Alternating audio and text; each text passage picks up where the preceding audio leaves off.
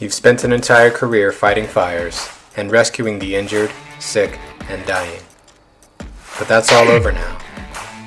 What do you do when the sirens stop, you've hung up your gear, and you walk out of the firehouse for the last time? What do you do with your life when the smoke clears?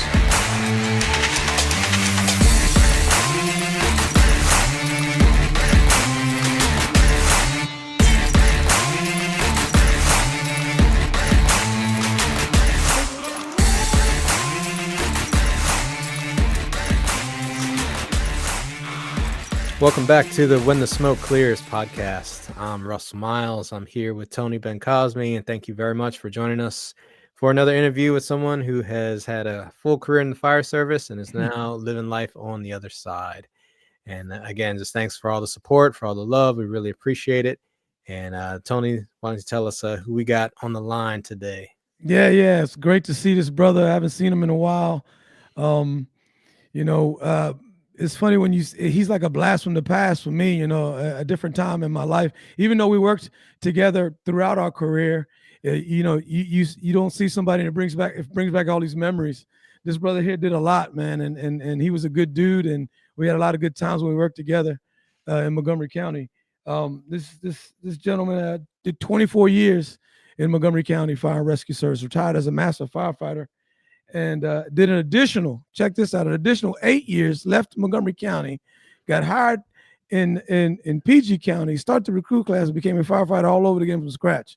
Now, some people say that'd be crazy, but that's just another day for my man right here. Okay. 2 years as a city of Rockville fire inspector, and the bulk of his career, not the bulk, that was at the end of his career, he was kind of meshing with the code enforcement in Montgomery County. And we kind of did that. We kept code enforcement under our umbrella in Montgomery County. So with further ado, with 32 years of combined service, let me introduce my man, Walter Balma. Thanks for coming, Walter. Thanks for having me. Thanks very much. It's good to be here. Good to see you guys as well. Absolutely. Yeah, man. Definitely. And we were saying offline that you are our first quasi guest who also worked in another fire department outside of Montgomery County. And so I'm definitely looking forward to hearing your perspective on working for the two different departments and just how things are there. Yeah, you can juxtapose it. I mean, definitely different. I can tell you that. Definitely different.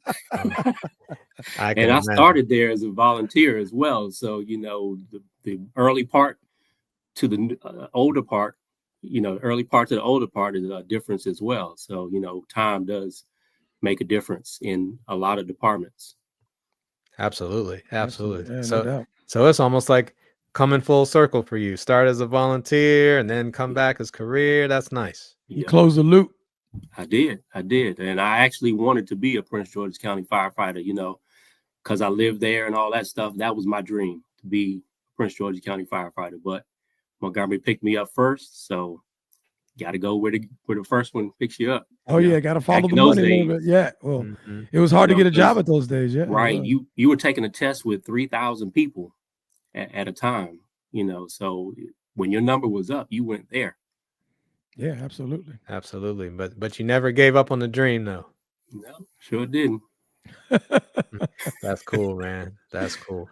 So we always like to hear the origin story of our guests, so to speak. So tell us a little about where you were born and what life was like for you as a kid.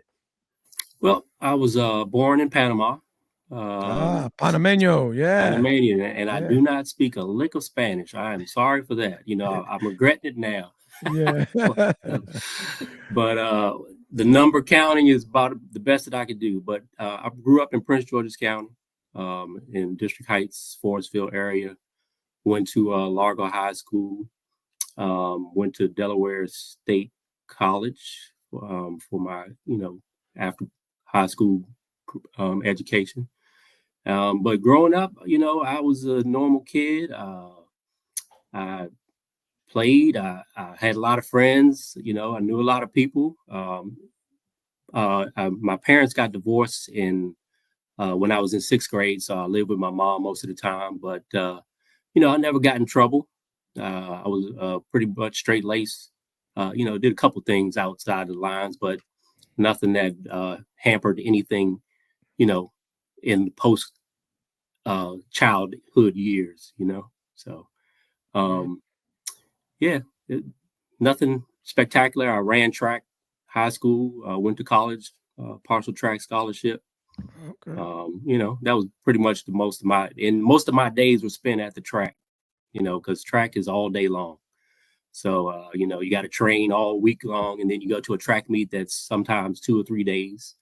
And, I mean, that's your life if if that's what you're doing. So that's pretty much it. Yeah, I can relate to that. I ran track in high school too, and yeah, those track meets that they take up all day, if not They do. multiple days, like you said. Yeah. They do. Yeah. They do So- take a long day. Yeah. So you said you were born in Panama. What brought your family to the States? Well, my father was Panamanian, and he was stationed in the Air Force there. And my mother was from DC. So I guess when he left the Air Force, we came back here. Came back here when I was maybe 2, and just stayed here. My mother was a teacher in DC public schools, and she also taught in Prince George's after her retirement. My father was a mechanic, could fix anything that had a motor.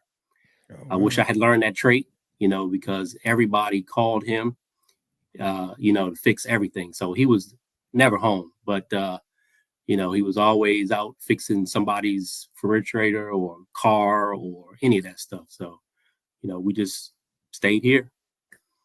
Gotcha. Did you have any siblings?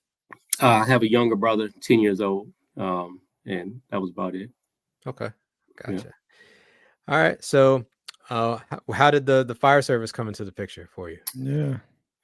Well, I was home from college one day, and my mother was cooking some steaks, and she yelled at up the stairs like, "Whoa, the stove's on fire!" So I go downstairs, and there's a flame shooting out the fire. Out the stove. So we called 911, and all of the fire trucks show up. I mean, there's 100 of them, and the first person that came through the door was a female firefighter, suited up. I was like, man, that's what I want to do. She came in ready to do battle. And I'm like, man, I think that's what I want to do. So that's when I went up and joined the District Heights Volunteer Fire Department that night. But, wow. Throughout, growing up, I was into Emergency. I love that show. Mm-hmm. I still watch the reruns today, because that's the only true fire show. That's it. It's true. Yeah. I mean, I had that dream to be a firefighter from that show, but as time went on, and we never really saw anything with the fire department. I didn't have anybody that was a firefighter, or I had no inkling of how to be a firefighter or anything like that. So, it was just like in the back of your mind, this is what I want to do. And, but that night was when I was like, man, that's it. That's the job right there. Cause I had come home from college and I didn't plan on going back. So, that kind of was the thing that pulled me to the fire department. Okay. That's great. So you joined District Heights as a volunteer. So tell us a little bit about that. What was that like? Well, it was, the beginning. I mean, I went in, I went head first into it. I became a live-in member. I got all of the training.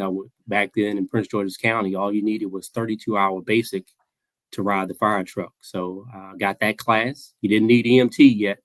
All you need was 32-hour basic. And the night that I got out of 32-hour basic, I'm riding the front seat of truck 26 on a working fire on 28th Avenue, myself and the two paid guys. Wow. And, I'm like, oh my God, what, I'm sitting up here in the front seat, we're screaming down the road, and, they're like, look up on the map book. I don't even know how to read a map book at this point in time, so, so we get there and I go in and I fight the fire, and I'm like, well, yeah, this is it. This is exactly what I want to do. So, I was one of the top responders there, for a couple of years, and, lived in and just lived the life. So that's how I got introduced to the fire department. Okay. And what year was it when you joined? Let's see, 87. Oh, wow. 86, 87, I think it was. Might even been Yeah. 86. It's a little cloudy right now, but it was in the transition. I guess I was home for Christmas break, I think it was, and that's when I went up there. Okay. Okay. Oh, man. When'd you well, you went to Largo. When'd you graduate high school? 85, Largo High 85. School. Yeah. See, Yeah. we the same age, bro. Hmm. I Oh, graduated 6. Yeah. Yeah. Yes. Old. Old. So how did they do the scheduling? I mean, for the volunteers at that time, right? I mean, would they have a lot of volunteers? Because you was a live-in. So did you go on every call that went out the door? pretty much. Pretty much. While you were there, you were expected to go on the calls that were there. There was no scheduling that I knew of. I just showed up when I wanted to show up, left when I wanted to leave. But there were always two career guys there, 24 hours, and they had a daytime crew that took it to 5. Okay. So if I wasn't working, I would go into the firehouse, and that was pretty much my life. Always at the firehouse. Just that. Gotcha. Wow, that's good. Now I know both Tony and I are very familiar with PG, but for those who aren't as familiar with Prince George's County, what Yeah. was the culture of the fire department like when you joined and you were a member down there?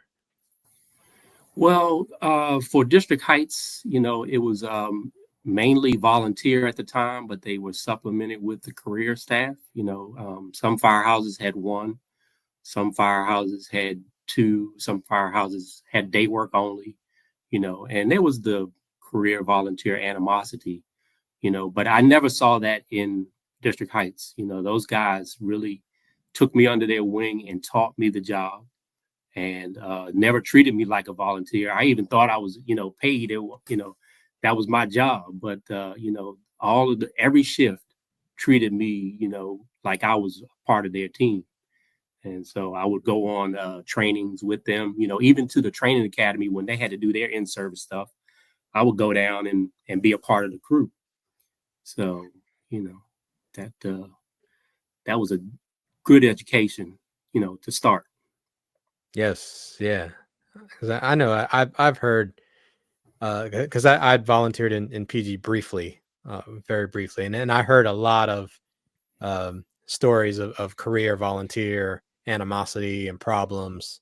I never experienced that where I was, and I'm glad to hear that you never experienced that where you were, because I mean, like we're doing the same job, and Right. obviously we know sometimes there can be some different treatment between how volunteers are treated and how career is treated, but I'm really glad that was not your experience, and they all just say, "Hey, look, you're here, you're one of us. Let's treat you as such." Well, the way he experienced changed his whole feeling for the fire department.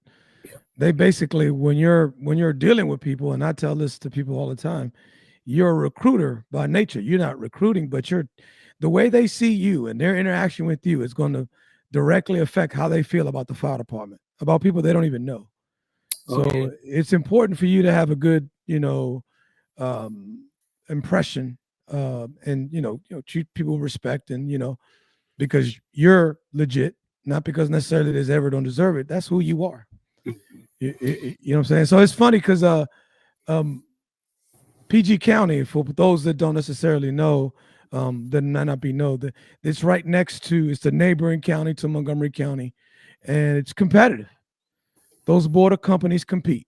Yeah. They compete for the fire. They compete who goes first. They still do, but not to the extent they did in those early days. Walter, Yeah. it was very competitive, but in many ways it was I guess it was a very thin line of it being too competitive, but it made you better. Yeah. It made you better at what you did because you had to be good to be fast. Yeah. I mean, that's the history of the fire service. The fire service is about competing, because when fire service started, they were competing for the insurance dollars, They were and the first company that got to the fire and put it out was the company that got paid, paid. Yep. and so that's where I say it's 100 years of tradition unhampered by progress. Right. I mean, and that still lives today.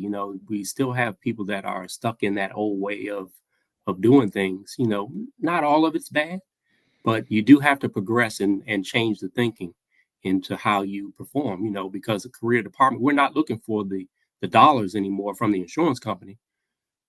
Right now we're looking for the dollars from the medical insurance company on the EMS call. Right. When you do your EMEDS report, we want those dollars. That's where the money comes from. The insurance company. Mm-hmm. So that's where we are today. Yeah, it's a fire service. Yeah. Mm-hmm. It's like things have changed, but things haven't changed. They just evolve. They just evolve. They evolve. They're different, but the same, right? They're the different, but the same. Yeah. Just a different beast. So how'd you hear about Montgomery County? You're a volunteer. How'd you hear about Montgomery County? I know you said, I think before we started, that your dream was to work in PG County. So how did that become, and how did you get that process? So while I was a volunteer, I put my name on every application in the Washington metro area. I took Arlington's test. I took Fairfax test. I took Prince George's test. I took Montgomery's test. There was an article that came out in the Washington Post talking about Montgomery County was not meeting its affirmative action initiatives. And so my name was in the hat at that time. And I ended up taking the test and passed the written test and went to take the now CPAT test. Passed that. And when I walked out, they were like, do you want a job? And I'm like, yes, I do. And so I think a month and a half later, I was in the academy for Montgomery County. Now, I had passed Arlington. I passed Prince George's test. I failed the interview for PG. And I think I canceled Montgomery's interview to take PG's interview because that's where I wanted to be, but didn't do as well. But got picked up by Montgomery, and that's where the story starts and ends. So they hire you. What recruit class are you? What recruit class are you? I was in recruit class 1. Oh, okay. The very first Cliff one. Say that was the class that was the original class because we were the guinea pigs, and we truly were the guinea pigs because after every evolution that we did, all the corporation trainers would go in the burn room and they would argue about the proper way of doing whatever evolution it was that we were doing. So then we would have to come back out. They would come out after they got it all straight, and we would have to do the training evolution again. And that's how we went through pretty much our academy. Just trying to figure it out by corporation. It's funny because that was the first academy when Montgomery took over. Yeah. Not academy class, I had fire class, but obviously first recruit class in Montgomery County Services is what it was named at the time. It wasn't even fire rescue service. Fire rescue services. February 29th of 1988. So, we didn't have an anniversary, but once every 4 years. So, we joke about that today. We couldn't get a raise, but every 4 years. He has a leap year. So that's good. So how was it? I mean, your recruit class is challenging. It's not new because you're already a volunteer. You get through that to have the ceremony. Where's your first station and where did you do your rookie time? My first station was 40. And I was on I think I was on the C shift. Now that back then we had the the rotating Kellys where you had the paper that had the numbers and the days where your Kelly day would be. So I actually started on a double Kelly. And so I don't even go to the firehouse my first couple of days. No. So we had to go for 2 weeks to one of the battalion stations and do 2 weeks of day work for training. Okay. After the training academy. So then after that, I went to 40 and I get this paper and they're like, all right, well, you're going to be off 8 days. I'm like, dang, really? 8 days? So I'm still living at home and I come home and, I get up the next morning. My mother's like, are you going to work today? I'm like, nope, I'm off today. Next morning I get up. Are you going to work today? She's like, nope, I'm off today. And then by the 5th day, she's like, did you get fired? And I said, no, Mom. I pulled out the paper and I showed her the rotation. She was like, oh my God, and you mean they're paying you for that? I said, apparently. Apparently. So, I started at 40 and, I was with Carmine Coletto and Wayne Oh, Kuntz and okay. Wayne Kuntz. Yeah. Craddock was the master. He was my preceptor. And Bobby Jackson. And, I was I think I was the fourth person on the shift. So we had to do double, ambulance and engine. And through recruit school, one of the mottos was do not ride the back step, because we were riding the back step and, before that, some departments, and it had been outlawed, I guess it was, for better lack of, terms, that we couldn't ride it. So I get to 40 and, there's a fire truck that only has 2 seats, driver and the officer. I'm like, well, dang, where am I going to ride? And they'll, they point to the back step and they're like, you ride the back step. And I'm like, but all through academy, they told us you can't ride the back step. I'm like, so what do I do? Like, you better get up there and strap in. So you rode the back step? I rode the back step on my first day at the shift. Wow. And Nice. the fire, we had a fire the first day in Laytonsville.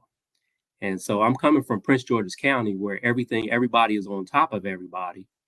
And I get on this call and we are on a 20-minute response to Laytonsville for our first fire. I'm like, man, are we ever going to get there? I have no idea. I'm strapped in the back. I can't hear anything. I'm like, wow, is this what this is like? We get there, and by the time we get there, the fire is out. So I'm like, man, is this what it's going to be like?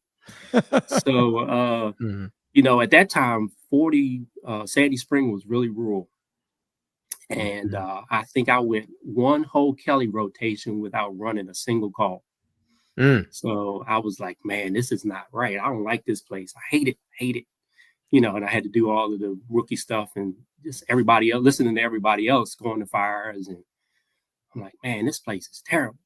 But it got a little better after a while. And then we got detail between 4 and 40. And, then at 4, they still had the 2-person wagon. So we had to drive a chase vehicle on the fire at that point in time. So, it was definitely interesting. I was gonna say a little different from District Heights. Slightly. A whole lot. Slightly is not the word, man. I was going crazy in that place. All right, so you do your rookie time there, and then do you stay there, or do you get moved to a different station? No, I put in. I didn't know how to transfer anywhere. I had done some overtime at Silver Spring and places like that, and I ended up putting my hat in the ring for ECC. I mean, because it was just driving me crazy. I ended up going to ECC for 6 months, and I got certified as a call taker, but I never made it to the point of dispatcher, because you had to work the 2, 2, and 4, 2 days, 2 nights, 4 off, and that was tough. I'm only 21 years old, man, and only thing I want to do is fight fire. And I'm sitting up here listening to everybody else go to fire. And so, I'm disappointed at that point. So finally they let me, I transfer. I guess I was getting ready to start my training for dispatcher. And they like, Mark Copeland said, do you really want to be here? I said, no, I want to be in the firehouse. And then they let me transfer to, I go to 18, station 18 on day work. There you go. Station 18 on day work. I had Eric Jacobs, Derek Anthony, Ziggy, all of the big names of Station 18, Kelvin Mumford, but I had the best of both worlds because I was on day work. So, I got to, run all the fire in the day with all of those guys and then go home at night.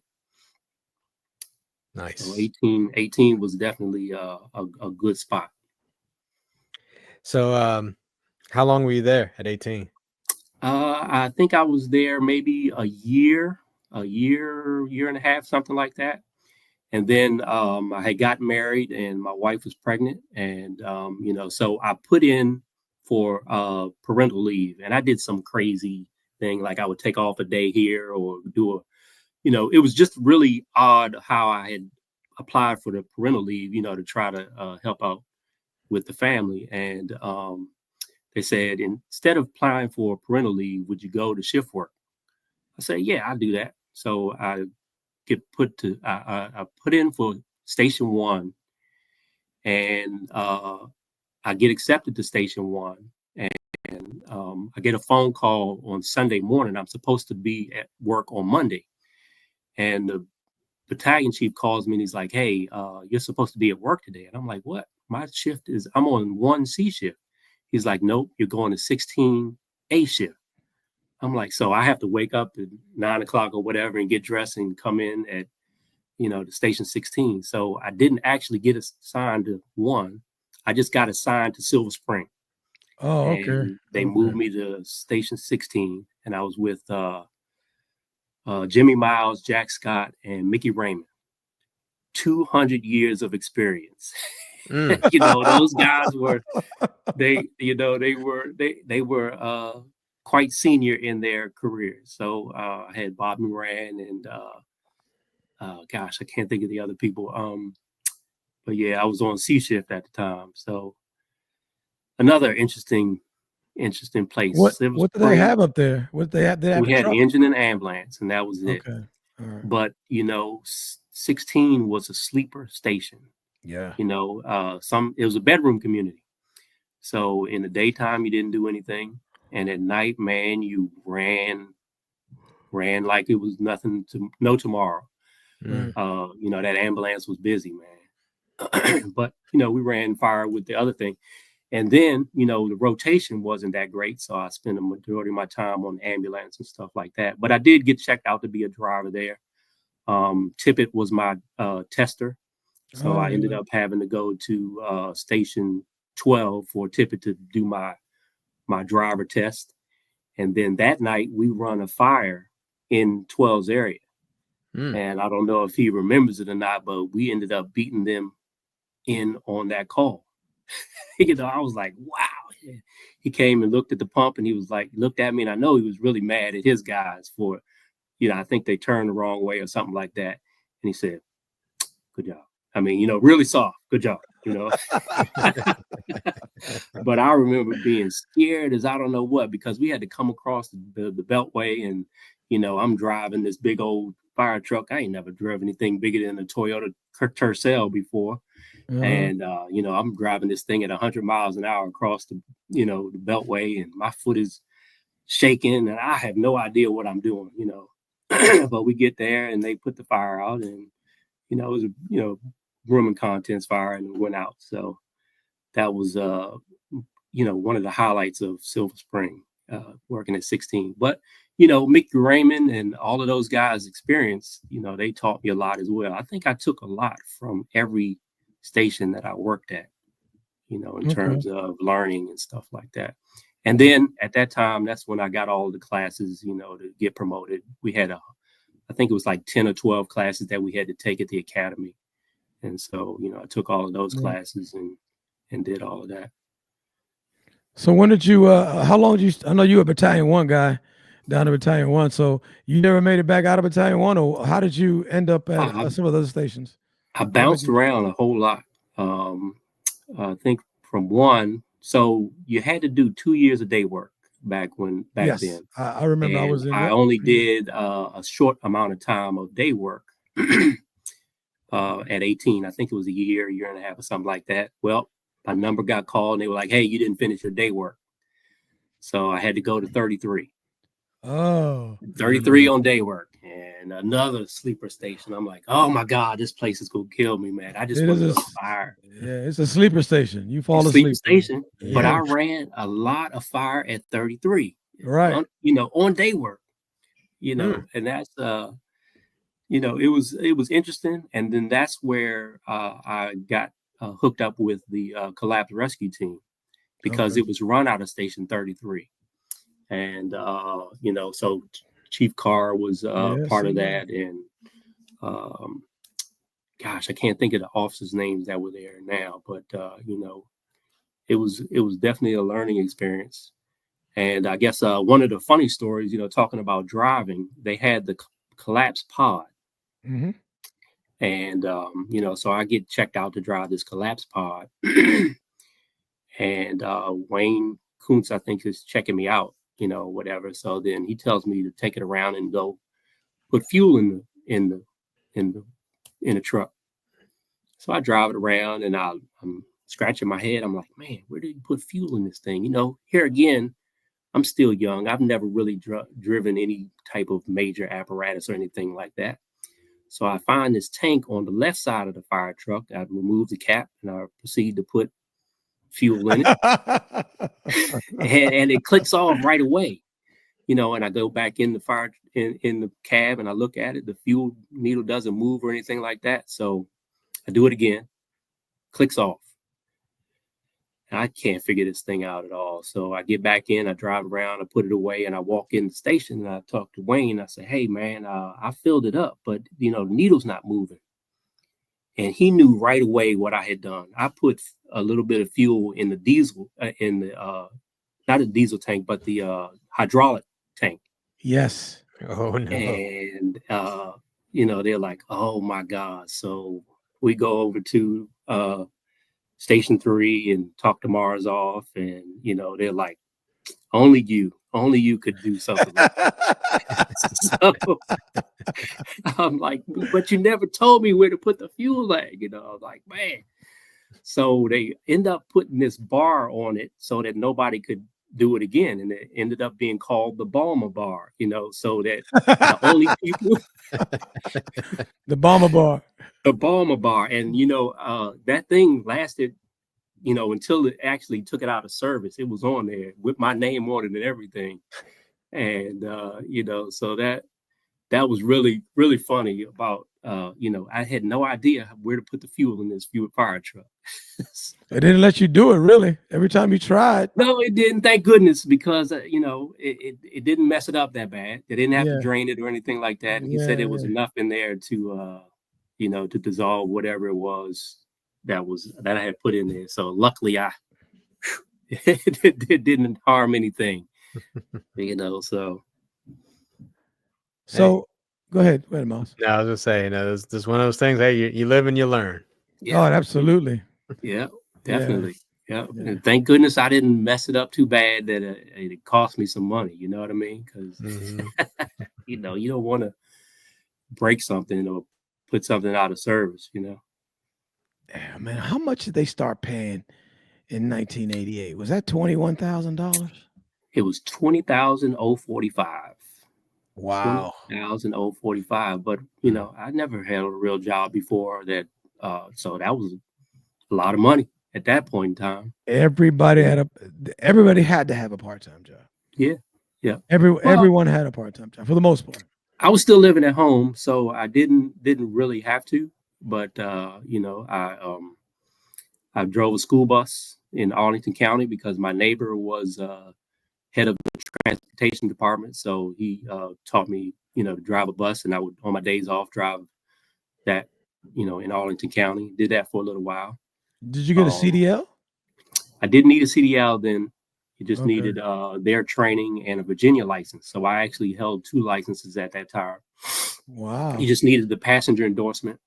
And so, I was able to do that part-time. And I worked, I did, like for my EMT, I did, there was an MRI machine that would go around the hospitals, and I would just be in there as the EMT. People would go in the MRI, and if they had health emergencies, I would be the one to stabilize them until the hospital staff would come out and get them. So, that was some of the part-time work that I did. Yeah, man. Good stuff. So, so how long did you stay on day work, and then you went after day work? They put you say 33. Where did you go after that? I was on the collapse rescue team at that point in time. So then I went to Station 2, and I went on the B shift with, Kevin DeFries, Tony Rankin, Chuck Hopkins, Joe Skinner, all of those guys, man. Cliff Billingsley, Dave Trapani. what a great station that was, man. You know, finally I get to a place that is a real firehouse, you know, and I mean, I enjoyed every minute of working there that I was there. It was like going to work with your friends, you know. I mean, we kicked each other pretty hard, and you know, you got kicked pretty hard. And I mean, but we did do the job. You know, that was one of those places where I think everybody knew their position, knew their job. And if you didn't, they worked with you to get it to that point. Right. And, you know, um, Kevin always said that if you can work at Tacoma Park, you can work at anywhere in the country. If you can work at Tacoma Park, if you make it at Tacoma Park, you can make it anywhere.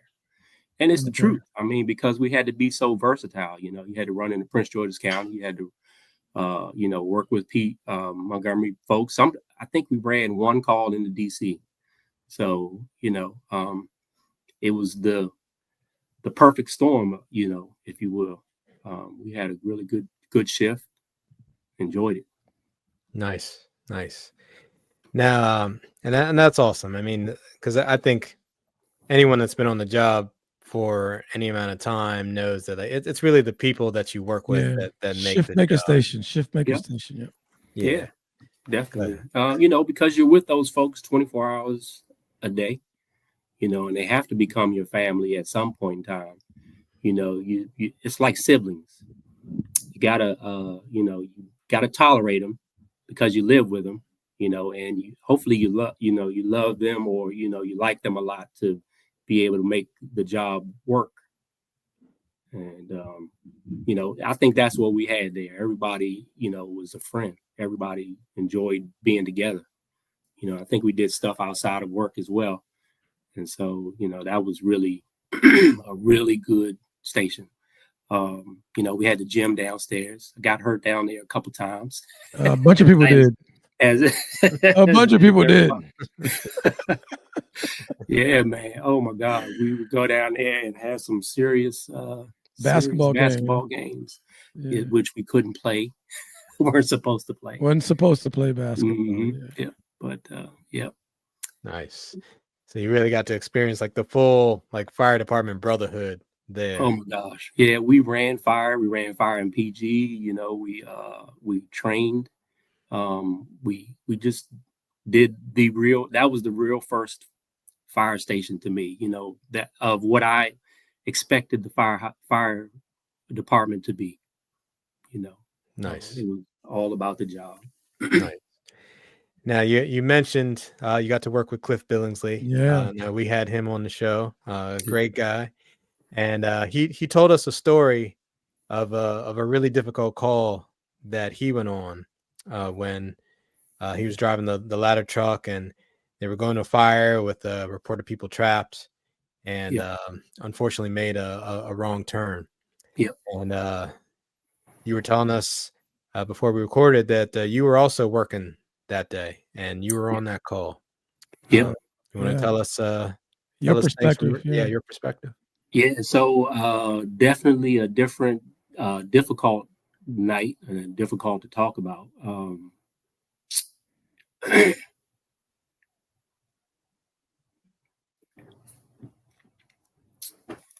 remember. Sorry, man. I remember laying in the bed. You got it, buddy. Yeah.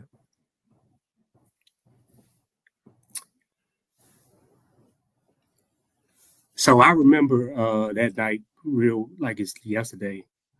I was laying in the bed and got woken up by the radio because we listened to PG and Montgomery. And I heard I think it was the one of the PG chiefs screaming on the radio saying, you know, I got a working fire and, you know, I got people trapped and, you know, I'm just trying to figure out where he's talking about. And so, I mean, I heard him keep calling on the radio, you know, send help. And so I'm laying there and I mean, it seemed like 10 minutes that I'm listening to this chief on the radio and then the bells go off. And so I'm like, oh, maybe it's us. And then they finally put it out, in corner of Flower and Garland for the building fire. Now that's a weird dispatch, because where our building, if you're thinking of a building, you're thinking of like an apartment building with balconies and things like that. And, but normally when Montgomery dispatches, they, for the house fire, so came out Flower and Garland. I forget the address, but we get in the fire truck and I'm driving the old Hum. And this fire truck is held together with duct tape pretty much. It had a leak, so I had to, we had a mop bucket under the engine to catch all the water so it didn't drip out on the floor. And it also had an air leak, so I ended up having to take the air chuck out of it and all that stuff. So we get in and I'm driving down the road and my officer Cochran, we're talking about this because we had run an accident at Flower and Garland earlier in the evening. And I'm like, I know exactly where that is. Go down Carroll Avenue, make a right on Flower. And so we're driving down the road and we hear more reports of people trapped and things like that. They keep putting it off on the dispatch. And I get down to the corner and I had lost the truck at that time. And I know they made a left, but I'm like, all right, well, I'm listening to what the dispatch is and I'm listening to, all of the radio traffic and I make a left. And I just don't know why I make a left. I look at my officer and he doesn't say anything. He's like, well, maybe something that I don't know. So I'm going down Flower and I think I get a little bit past the college and I hear Rankin say truck 2 to communications, truck 2, what's the status of the, give me the address again. And at that point in time, I knew I had made a mistake. So I whip the fire truck back around and I get back down to the fire. And this place is like fully involved. And I get out and I kind of do a quick circle check for the officer because, that's one of the things that I always did. I didn't have any gear on, so I could get around to most of the sides already. And then I come back and, somebody pulls a line. I'm not sure who it was. I think it was Shapani that was riding the line, pulls a line. I charge it. And then I get my supply line and somebody comes over to my pumper and they're trying to shut my pump down. And I can't understand what they're doing. Apparently in the back, we had a gated Y with 2.5 and an 1.5 inches. And somebody had turned that and I had charged the 2.5 in the bed. And, then a lot of other things ensue. We end up, think they were fighting on the front step. With PG? PG and Montgomery, fighting on the front step. Yeah. And, everything is just, going crazy at that point in time. And, but that going wrong, making that wrong turn affected me greatly in the fire service. I was in a bad place for a long time.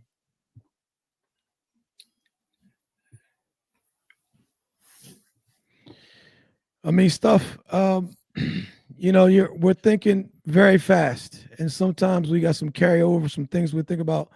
You're never going to square why you made that left. You're never going to square that.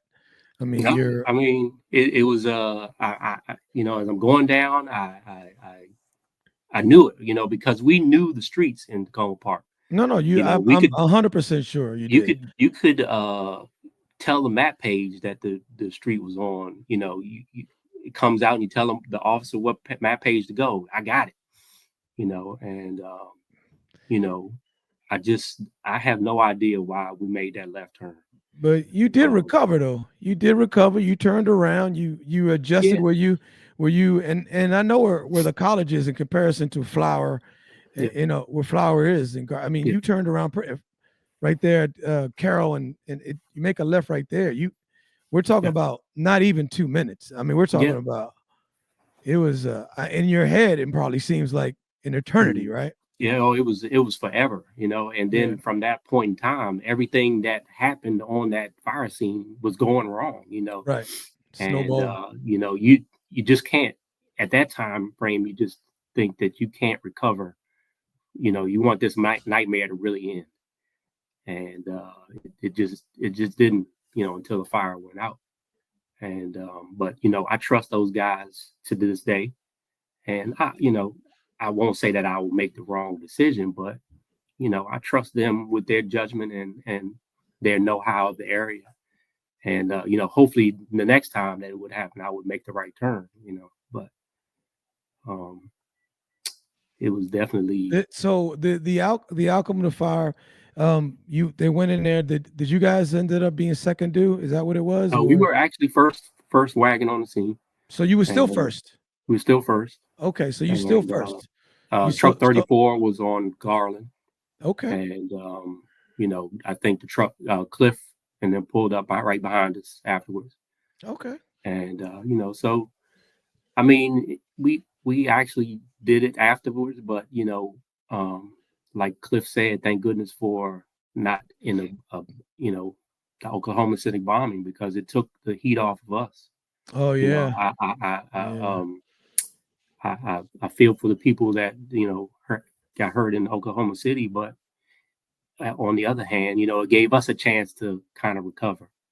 You So know what I what mean? I remember at the time, Mhm. it was they covered it pretty extensively. Oh yeah, Yeah, they had cameras outside the station, and then they did a bunch of um yeah, yeah. And they you weren't know, I saying never it's there, saw but it's any of it. full. Yeah. I never saw any of that part. I just saw it from home. I think I took off maybe a shift or two. I mean, I literally laid in the bed for 2 days with that, and you know, it was tough, but we made it through. You Yeah, know, man. Yeah. You recovered from that. Mhm. And it's in your mind, it probably was not played the same as the way other people see it, right? Like No, no, not at all. people saw it and said, okay, well, you turned around and we got a line in there. It was a few Yep, things that went wrong, but overall, yep, you know, the objectives were met, yeah. you know, And but I when mean, you're go the ahead. house was on fire a long time before we even got there. So you know, um, I don't know what more we could have done to save the folks. You know, but we won't know now. You know, I mean, but though there's part of the job. You know, you win some and you lose some. Yeah. Yeah.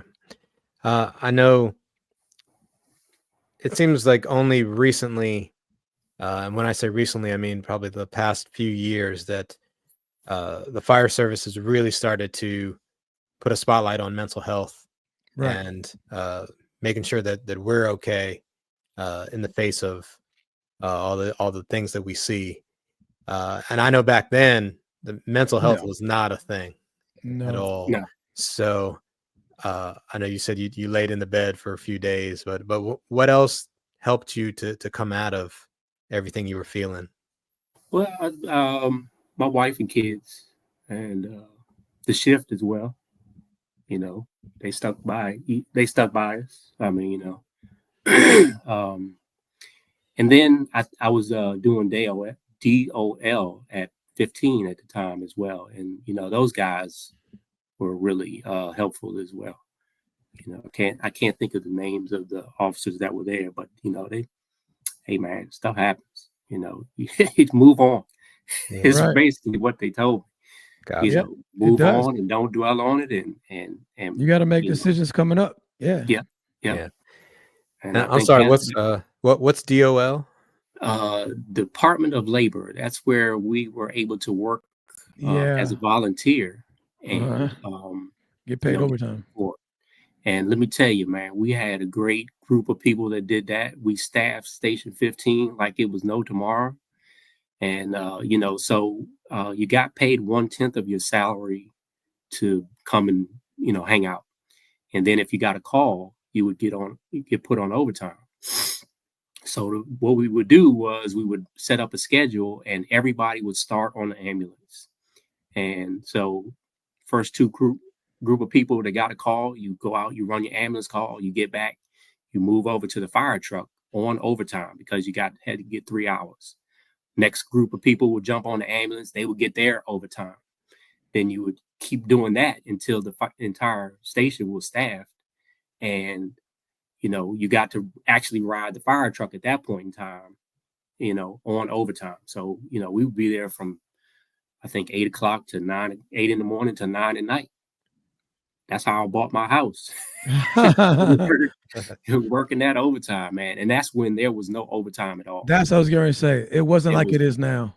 Not even no close. Overtime at all. If you got 10 hours, man, you were like, how'd you do that?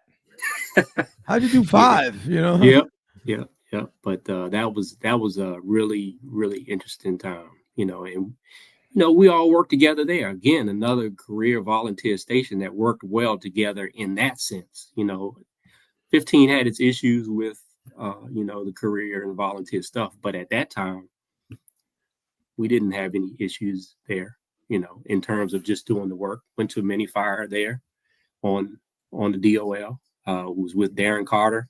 Yes, sir. He'll tell you a story that I helped him spend money on his first house because we were on the ambulance, and we go to the house that he's building, and he's got these, look at the front door. I'm like, hey man, you need to put a French door there. And he's like, oh, okay, Walter Balma said put a French door there. So he still rides me about that today, about the French door. So I spent some of his money on his house. But, it was definitely a good time. Nice. All right. So you're working at 2, and is that when you decided to want to go for promotion, or did you transfer somewhere else after your time at 2? Well, but I was at that time I was on part of the collapse rescue team and USAR and all of that stuff, and they wanted to consolidate all USAR people in Rockville. So I ended up having to transfer to Station 3 on the B shift. Right. And so I was in Rockville, and we would get together and do training and stuff like that. So I went to 3 with Rick Triplett and Ronald Moore. Mm-hmm. And man, we had a great time there. And that I was always a driver at that point in time, driving the truck order wagon. And we went down to 3 at night. And so that was just like being at 2. We switching around different apparatus, and depending on how many volunteers we had, it would either be the 3 of us, or we would be the drivers of whatever piece went out the door. So I stayed there for a while. Then from there, I ended up getting back to 2 for another short stint because they hadn't gotten the workings of the collapse rescue folks being all together. Went back to 2 for a short time, and then they called us back. Like, you got to come to Rockville. If you're going to be on the collapse team, you got to be in Rockville. So I went to 31, and I was there for quite a while. And then from 31, I went back to 3 on day work. And, at that time, I'm like, wow, I'm getting tired of this career. Not really career, but, I had taken a bunch of promotional exams, and I got on a couple of lists and died on a couple of lists. Yeah. And, I did the day work for a while with collapse rescue and USAR stuff. And, then I go into the code enforcement office, and that's where I got promoted in code enforcement. So I really didn't do any time in the field as a master firefighter. I think I run 3 or 4 calls out in the station. But, I got promoted in code enforcement. Oh, good. So what made you want to do code enforcement? Just wanted something different? I was always the guy that raised my hand for everything. I mean, I started out with the Learn Not to Burn program when I was first hired. I went around and do the schools and taught that. Mm-hmm. And then from there, I got selected to do county interviews. So I interviewed folks from 91 until I retired. I was always, so I've interviewed a lot of the folks that have already retired. I think I even interviewed Chief Goldstein. Oh, Oh, wow. wow. Yeah, I was on that team, and like I said, I was on the USAR and collapse stuff, and with CAR, and I learned the USAR is what really helped mold me for when I went to code enforcement. It gave me the structure. I was a plans manager, so pretty much a paperwork guy, but I understood the workings of how to put together plans and how to organize and do all of that. So that is where I was looking for more. I mean, I had pretty much mastered being a great driver, a good driver, I should say. I don't know if I was ever great, but Yeah. I was good at that. Then I volunteered for being a adjunct instructor. Okay. So I was always looking for something else. It just never seemed settled, and that's what led me into all of those other areas. And then too, if you don't do anything other than drive the fire truck, then you don't have any life skills. I Right. mean, what does a firefighter translate to? Not much in the post retirement world. If you're a firefighter itself, I mean, yeah, an instructor, yes. Mechanic, maybe. Bus driver, yes. So I was always looking for the next thing to learn a little bit more. Okay. So you going through you're in code enforcement now, and I remember they went through their ups and downs trying to figure out how they're gonna get paid, or how the county was gonna make their money from having you guys up there, um, you know, and all that stuff. What made you decide, um, I want to leave here, retire from here? Because we had to drop, a lot of guys take the Mhm. drop, or they stay. I'm still working. You know what I'm Yeah. saying? Mhm. Here, what makes you decide you have a skill set, you have a legitimate skill set you can take and transfers to other places? Yeah. What makes you say, okay, I want to go to PG County and start all over? That's quite a transition, no? Well, I was getting, they talked about the drop. So I went to the retirement seminar, and, I heard the numbers that they were talking about. And it really didn't seem like much difference that I would make, without overtime, um, if I were working as opposed to being retired. So I'm like, hey, man, I'm going to get in a drop and see what happens. I had no plan. So I had no plan at all. So I get in the drop, and I don't even tell my wife that I'm doing this. You Oh, had to get your wow. wife and all that stuff to sign the paperwork with you and all of that. So she was working for Montgomery County Forensics at the time on Research Boulevard. I was at 3, and I went around. I was like, hey, I need you to sign this paperwork. I'll tell you what it is when I come back. She's like, what are you talking about? What are you talking about? So she signs it, and I turn it in. And then the very next day, Prince George's puts out an advertisement for, becoming a firefighter in PG. So I'm like, hey, all right, let me try. This is where I wanted to be. And then too, I was upset with, you know, um, them taking the code enforcement and putting it into civilian and things like that, Yeah. because I had an opportunity to go back to 3 as the master. Mm-hmm. And, I talked to the chiefs, and they were like, oh man, nothing's going to happen. We're going to, be here, and, you'll be able to stay in the office and all that. And lo and behold, I let that spot go. And a couple months later, they're like, you're going to go back out in the field. I'm like, you got to be freaking kidding me. I had my spot back at 3 as a master, and I let it go. So I go and take the CPAT test for PG, and I mean, I passed it. 44 years old, and I passed the CPAT with no problem. They're like, oh, we got to get you in here. And I said, well, give me a little bit of time, because I'm training for the marathon. I had started running marathons at 40, and I'm running the New York City Marathon. So I said, once I get finished with this, we can talk.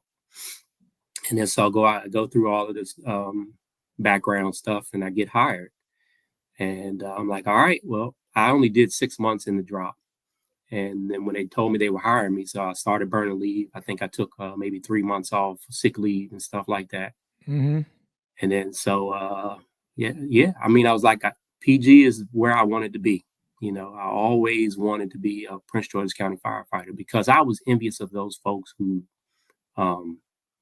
grew up in Montgomery County, knew the area, knew the people. You were vested in your county. Yeah. And I didn't have that, you know, so going to Prince George's gave me that sense of belonging and helping my community. So, you know, that's why I did it. Went through the academy. You know, it was it wasn't hard, but you know, I mean, I was already in shape, so you know, I was like one of the 5 fastest runners there. You know, pretty good in physical fitness. And I had to go through the academy because Montgomery County didn't pro board any of the certifications. So I was in a dropout class, and I ended up having to take Fire 1 and Fire 2 again to get the pro board certification because they're big on the pro board stuff. So if you have an opportunity to get your certifications pro board, do it now. You know, make sure you get that done. But that's why I ended up having to go. Okay, I mean, it wasn't bad. Pretty easy, you know, but they treated me, you know, didn't treat me bad. And I ended up helping a lot of folks. You know, I taught the class leaders how to manage being a class leader, you know, so it was my time to, you know, be, you know, mentor those folks, you know, still talk to a lot of them today and, you know, just telling them what I've experienced already, you know, and that's how, you know, the academy went for me. So then I get assigned to Station 47, which is technical rescue in Fort Washington. And they had the fireboat. Oh my God, you know, we got to go out on Thursdays all day on the Potomac River and just tool around on the boat. Nice. So cool. Oh, you know, so cool. But, you know, we did all of the technical rescue stuff. I ran a mini call, did swift water. I mean, we did it all. Swift water collapse, trench, and Prince George's runs all of those calls. I mean, I got all of that in that short period of time. Wow. Nice. And especially with your collapse rescue background, man, I'm sure you just slip right on in. Oh yeah. I mean, Montgomery laid the foundation for everything that I do today. You know, in terms of when we were in the collapse stuff, I ended up being a kind of an instructor on some of the things, you know, because I had done it. And I also had the teaching background as well.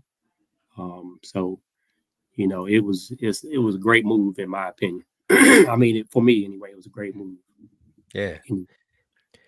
So, I mean, you have a very unique perspective of you were a Prince George's County volunteer, then you were Montgomery County career firefighter, and now you're a Prince George's County career firefighter. So, I guess tell us a little bit about that being on the career side of PG, and also just what PG as a department is like, I guess, from that career perspective.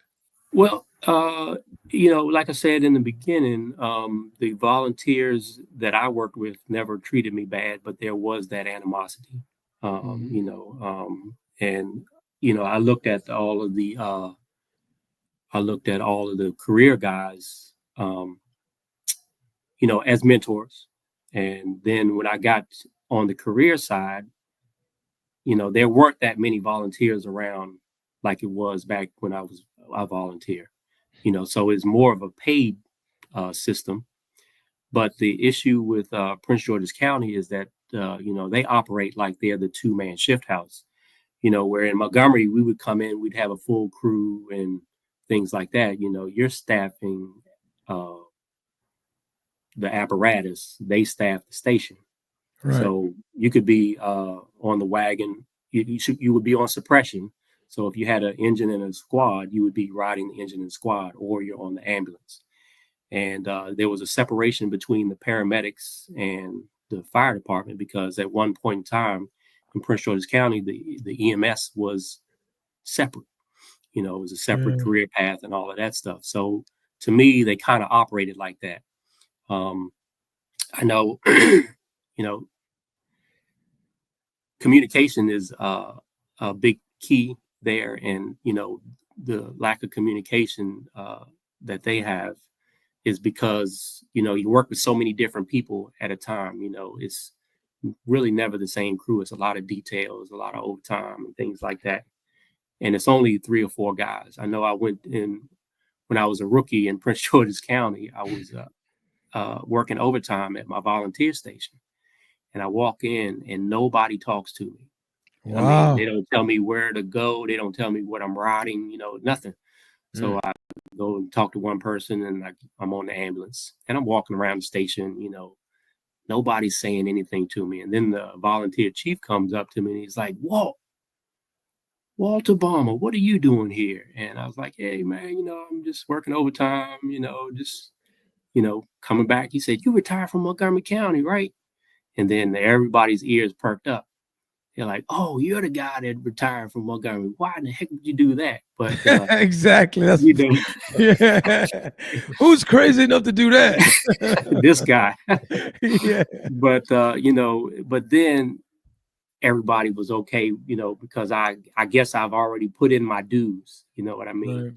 Right. You know, yeah, over there it seems like you have to prove yourself a little bit before you're accepted. Yeah. You know, That's a lot of and places. I think all firehouses are like that, but Yeah, it was very just a little similar. different for me coming in with the experience that I had, that I ended up having to do that. But you know, everybody heard that there was a guy who retired from Montgomery and came around, but nobody really knew Knew who who he it was. was. Yeah. Yeah, and you know, so it's a different different perspective, but I enjoyed it every minute of it. So you're there and you're starting to get a groove. 8 years is a long time. So you're I mean, it's not long, but it's Yeah. it's a pretty good, decent chunk of time to really get the feel of the department, know their ways, kind of Yeah. get settled in real good. What makes you say, all right, now it's time for me to actually retire? Well, COVID hit, and I'm assigned to the training academy because I go down there with one of the chiefs that he's like, hey, Mom, I need you to come down and, you know, really help me put the training academy together. And so I go down there as a PT instructor. I have my personal training certification and all of that stuff. So, and plus I'm the guy that's the runner. You know, you could get all of these tags that, you know, you do this and you do that. And I would go down on my days off and run with the recruits in the morning. And then from there, it led into me being assigned to the training academy.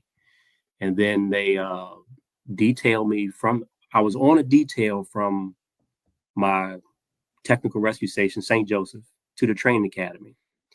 They detailed me from the training academy to an ambulance in Capitol Heights. I'm stuck on this ambulance for 6 months. 30 some years in the fire service, and I can't get off of this ambulance. I was a little soured about that, but you know, in the silver lining of it, I was assigned in Capitol Heights, but my mom lived in District Heights. So if my mother needed anything, I was right there. So, Okay. you know, hindsight, you know, God was putting you where you needed to be. Okay. Nice. Good, man. So Good. So you're there and you're like, okay, is that when you decide that you got to retire, or what makes you retire, or start I think the that was wheels it. turning? I was tired of the ambulance, you know, and I couldn't get back to my station. And so Carl Young calls and he's like, hey, man, I know you're tired of the ambulance. Come on over here to Rockville and work with me. So, That's good. so I was like, You got all a right. golden parachute, man. Yeah, I've been, you know, people have looked out for me my entire career. You know, they've always called me up and say, hey, come do this. And it's at the right time, you know. So, you know, I go and I work with him for a while. And, you know, he taught me a lot about the city of Rockville. And, you know, so, you know, I had been a fire marshal in Montgomery County, and it was pretty much an easy transition to that point. And so, I go and do that. And I didn't look back. I tell you, I don't look back at that point in time because I was at the point of Michael Jordan on the Wizards. You know what I mean? Mhm. I could do it, but it's getting tougher. I remember running a fire and, everybody else is running and I'm walking up the steps. I'm not running to this fire. I know what you're talking about. I'm not running.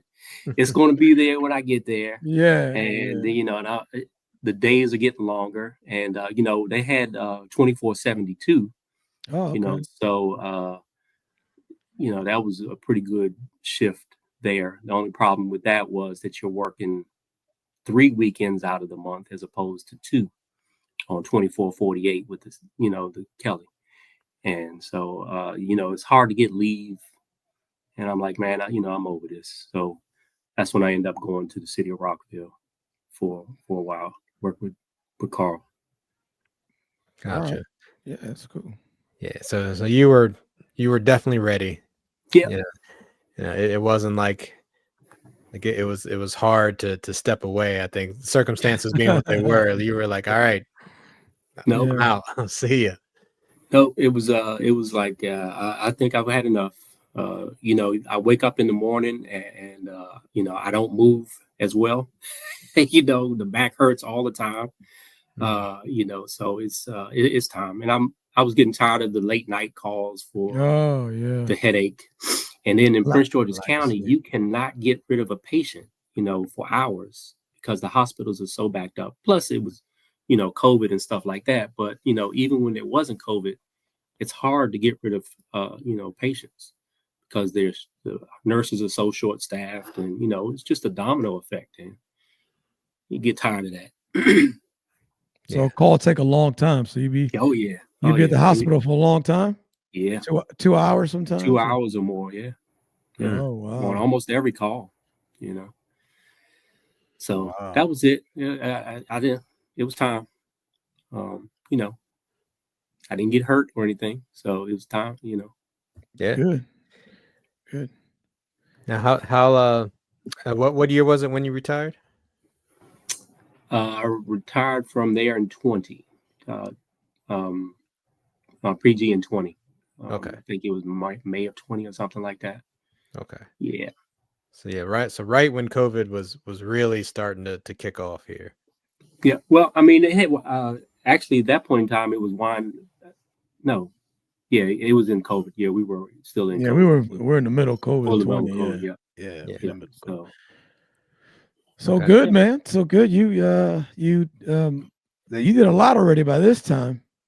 So how was it going? Now you're a civilian now. So what was that like Mhm. going to I just mean, work? I still consider myself a part of the fire department. I mean, I worked with everybody there, doing Rockville fire marshal stuff.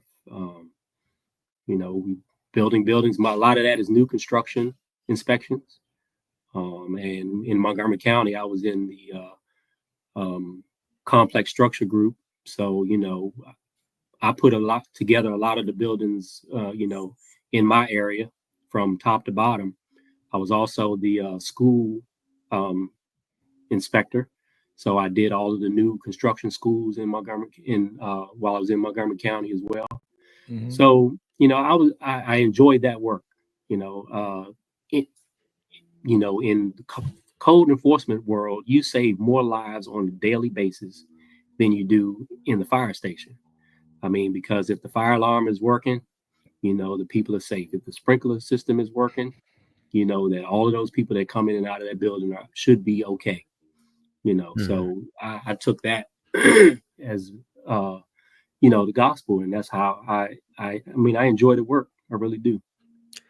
Yeah, and that's another unique perspective because I mean I think on the side of the field, as you know, like we kind of interact with code enforcement, but I mean Mhm. we don't really get to see a full range of No. what you guys do. Yeah. So tell us a little bit more about code enforcement. Like what is your like a typical day like for you in the Yeah. code enforcement realm? So while I was in the complex structure group, I had specific projects that I needed to maintain throughout a daily basis. The inspections that would need to be done would be sprinkler inspection. You know, once they put it in, somebody had to certify it. The fire alarm, when they put that in, that had to be tested and accepted by the county or the fire marshal. And so we would witness those tests.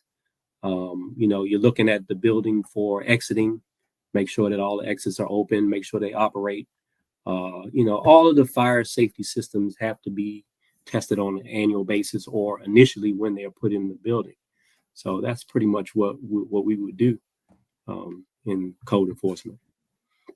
Along with, you know, like going into restaurants and things like that to make sure that their ANSEL system is working, you know, the cooking suppression system, or making sure that their hood and duct is clean, you know, all of those things that, you know, can potentially be hazardous, you know, we check to make sure that they're keeping up on it. Because if there's not those checks, then, you know, you're going to run the fires for the lack of maintenance. So, you know, that's why they're needed in a big way. You know, do you have a list of buildings you go out in the morning before you do your stuff, or how does that work? So depends on where you are. I mean, like when I was in the city of Rockville, the contractors would apply for their inspection time, and I would set up my schedule based on the inspections that they had applied for. And when I was in Montgomery County, you know, I set up the schedule and we negotiated with the contractors as to when we were coming out. You know, so you know, we just had to try to fit it in because I had a lot more projects, you know, there that I had to manage as opposed to in the city of Rockville. You know, it's a small area, so, you know, didn't have to do that much negotiation. It was already in the queue, I should say. Gotcha. So what prompted the switch from city of Rockville to back to PG to work for their code enforcement?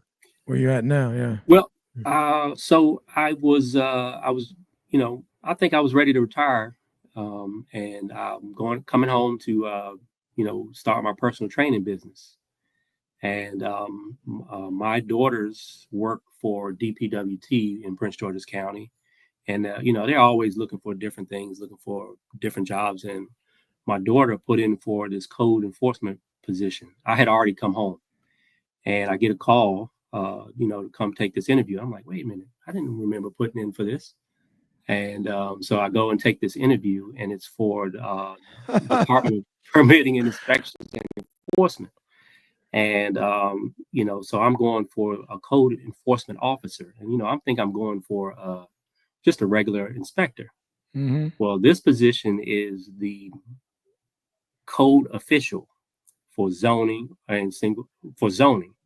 And take the interview, and it's all about managing people. You know, this is managing the workflow and managing zoning. I've never really done zoning, but so I get the job, and I get to the office, and they're like, you have to take zoning and single family. So I'm managing 5 supervisors who manage 38 people for Prince George's County, and the work that they do in zoning. It's enforcing the use and occupancy permit is one of their jobs.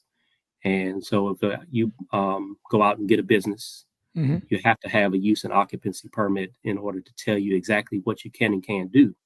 So like if I have a convenience store, on that use and occupancy permit, it tells me what I can sell, the hours that I can be open, and all of that stuff. And so we enforce those codes. One of the big issues that we have in Maryland and in Prince George's County is the convenience shops are turning into tobacco shops, tobacco and selling drug paraphernalia and things like that.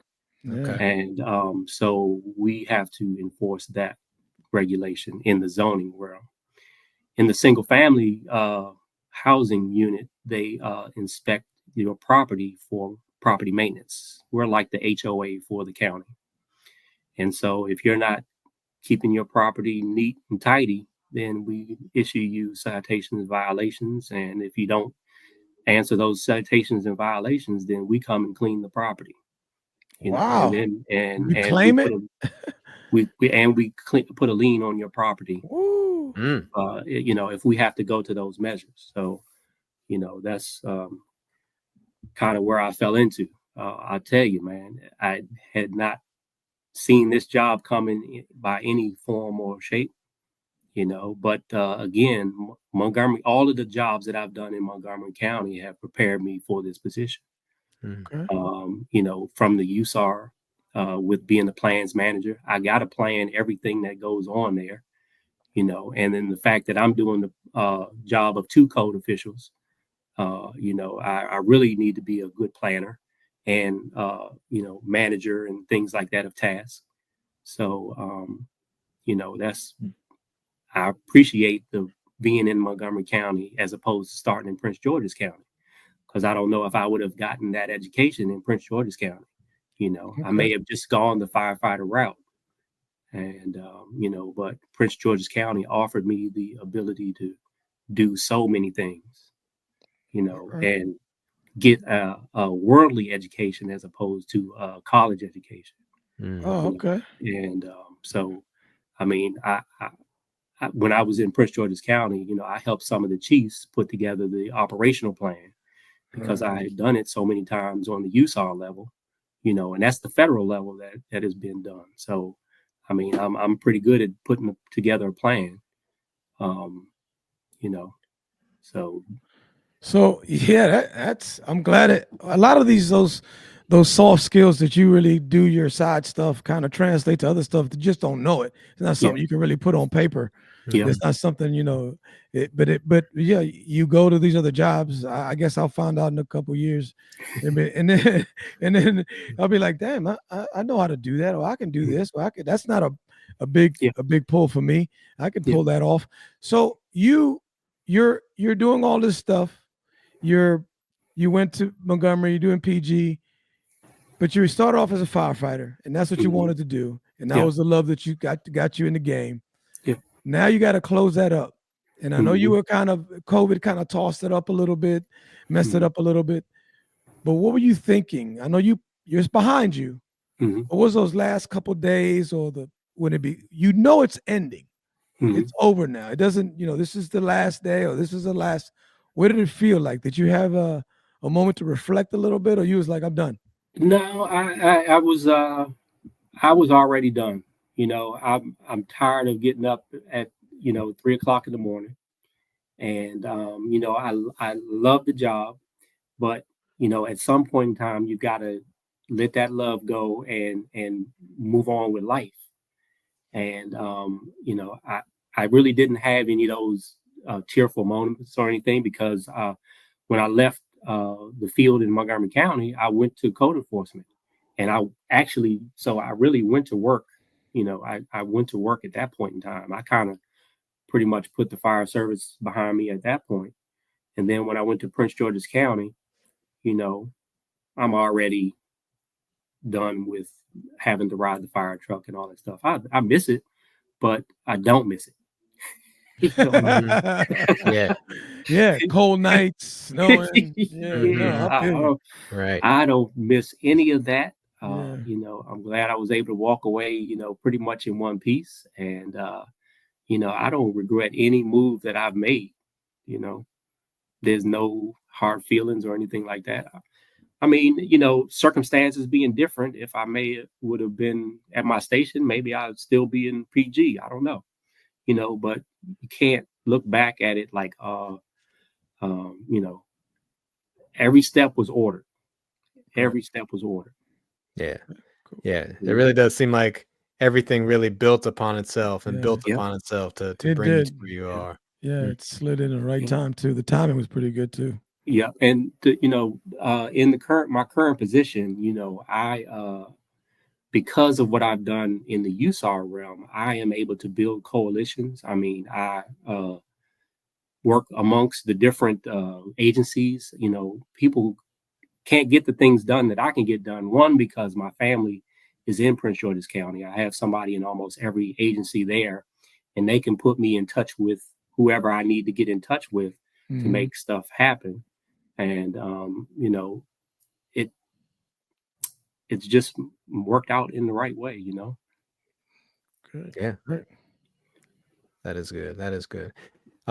So just looking back on your whole career, 30 plus years in the fire service. Mhm. I don't know if you can really boil it down to this, but what would you say is the most important lesson you've learned after all of your years in the fire service? Well, a couple lessons. One would be look out for your mental health. You know, I think that needs to be taught in the academy. Mhm. Yeah, I Um, think it is now, actually. Look out for your financial health. Oh, Uh, you know, um, I had a lot of good mentors along the way in terms of finances and things like that. So, they've set me in the right direction. Um, you know, um, and look out for your physical health.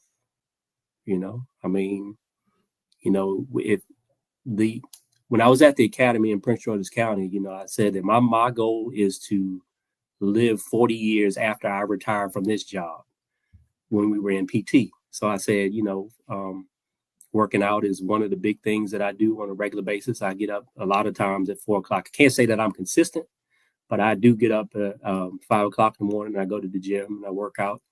And you know, and family health is a big thing as well. Make sure that you take care of your family. Make sure your family is able to take care of you. mm-hmm. Yeah, that's good. That's real good. And so, what would you say to the firefighter that's at the end of their career, like they're in the drop, they're getting ready to put this career Mm-hmm. behind them? Like, what would you say to them? Uh, Two of those things that I talked about before, the mental health part, find something to do, because one of the biggest things that happens to the retiree is that they come home and they sit down and they just have nothing to do. They have no social outside of the fire service, Right. so that weighs on your physical health. Mm-hmm. You are in this firehouse and you have all of these brothers and sisters that you talk to on a daily basis. You push things off on them and they give you feedback and things like that. You come home and you don't have that unless you built that already into your life. Right. You've got to be able to build that. You got to do that, and you got to have something to keep you, your mind sharp. You Mm-hmm. got to be able to do things. Yeah, you got to keep yourself going, because as soon as you get that sedentary lifestyle in mental and physical, then everything else falls down on you. Mhm. You're right. Yeah. So you've done a lot, brother. I'm gonna tell you right now, you've accomplished a lot, and um, I remember working with you, working beside you, being around. You were a motivator in many ways, seeing you do stuff, and a lot of stuff goes untold. I mean, you know, sometimes when you haven't seen somebody, you ever see them, you got to say, hey, man, you did good in your career. You've succeeded in ways you probably surprised yourself in. And thank you, man. We appreciate what you did. Job well done, brother. Job well Thank done. you. Thank you. It was my pleasure to serve. I mean, firefighting is a civil service job. I don't know if people look at that in that way, but it was my pleasure to serve. That's right. Awesome. And I know you're still a working man. You're still life is going full speed ahead. Mm-hmm. But considering like everything that you've been through with your career and all of that, everything that you've experienced, now when you wake up and you look at yourself in the mirror, how do you feel about the guy looking back at you? I'm proud of everything that I've accomplished. I've done well, like you said. Mm-hmm. And You have. it's okay to You say have. that. It's Yeah. okay to say it. Yes, it It's is. okay to say it, brother. Yes, it is. Yes, it is. Yes. Well, Waltz, man, if people wanted to get in touch with you, what's the best way that they can reach out to you? Walter.balma@gmail.com. The best way. Okay. Yeah. All right. Well, thanks again, Walter, man. It's always a pleasure seeing you. Hope to hear from you soon again, man. Most definitely. Yeah, man. Keep doing what you're doing, man. Hey, you guys keep doing the same thing as well. This is definitely a good podcast that you guys have. I look forward to a lot more of the stories. And you guys continue on with your career as well. Congratulations to both of you guys on a successful venture here. All right. Thank you very much, man. Thank you, brother. Appreciate it. Yeah, and thank you again, man, for joining us, man. We appreciate you. Yep, appreciate you. To the next. Thanks for listening to the When the Smoke Clears podcast. Be sure to check out our social media pages on Instagram, Facebook, YouTube, and TikTok. Just search for the When the Smoke Clears podcast. Feel free to email us at whenthesmokeclears8@gmail.com. That's whenthesmokeclears and the number 8@gmail.com.